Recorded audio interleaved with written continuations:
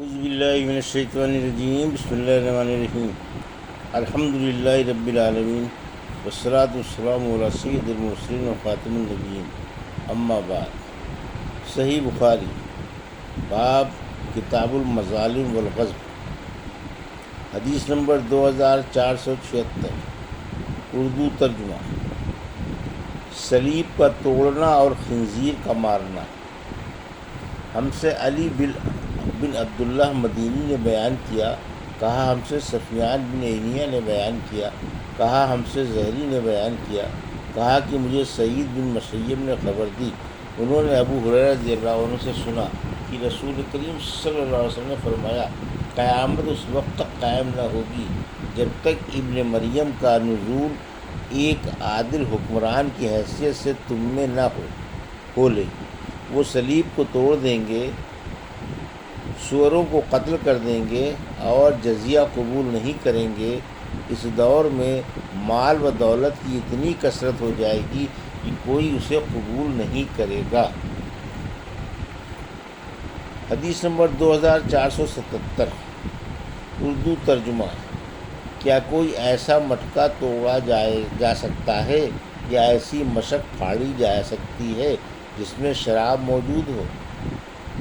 اگر کسی شخص نے بت، صلیب یا ستار یا کوئی بھی اس طرح کی چیز جس کی لکڑی سے کوئی فائدہ حاصل نہ ہو توڑ دی، قاضی شریع کی عدالت میں ایک ستار کا مقدمہ لایا گیا جسے توڑ دیا تھا تو انہوں نے اس کا بدلہ نہیں دلوایا۔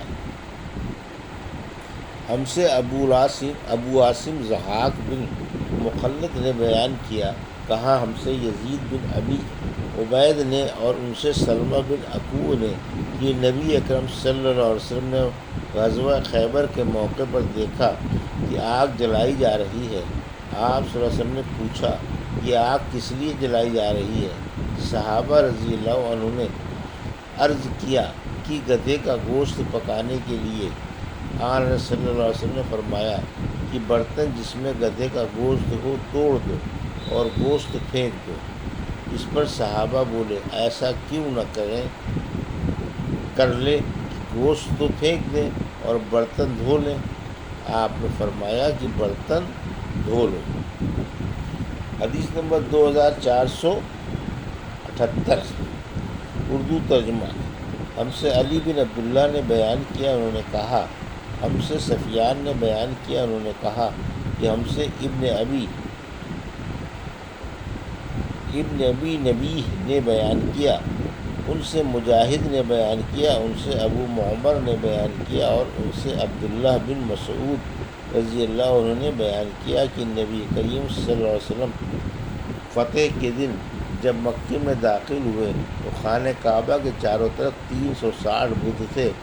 آپ صلی اللہ علیہ وسلم کے ہاتھ میں ایک چھڑی تھی جس سے آپ ان بتوں پر مارنے لگے اور فرمانے لگے کہ حق آ گیا اور باطل مٹ گیا۔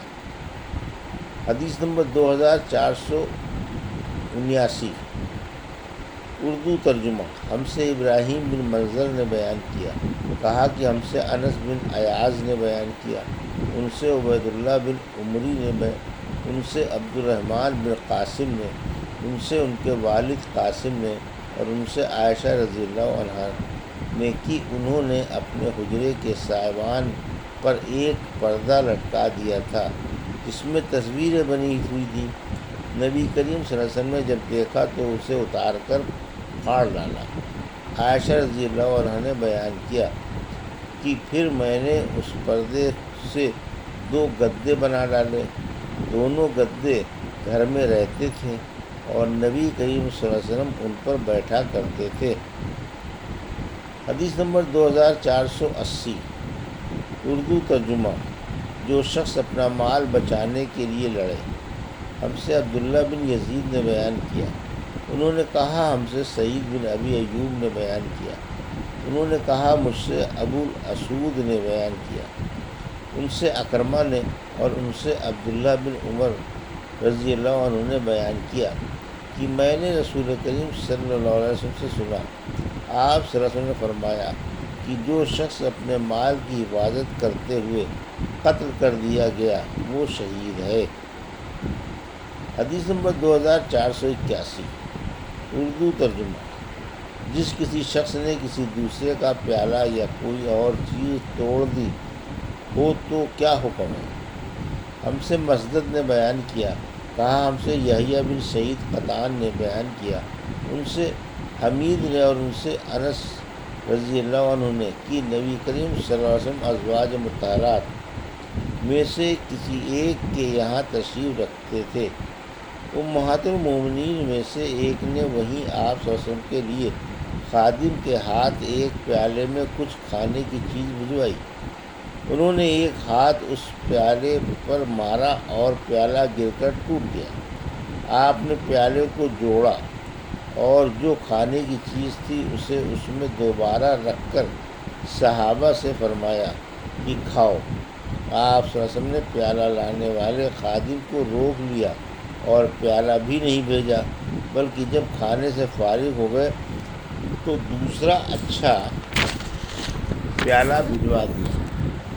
ابن ابی مریم نے بیان کیا کہ ہمیں یحییٰ بن ایوب نے خبر دی، ان سے حمید نے بیان کیا، ان سے انس رضی اللہ عنہ نے بیان کیا اور ان سے نبی کریم صلی اللہ علیہ وسلم نے۔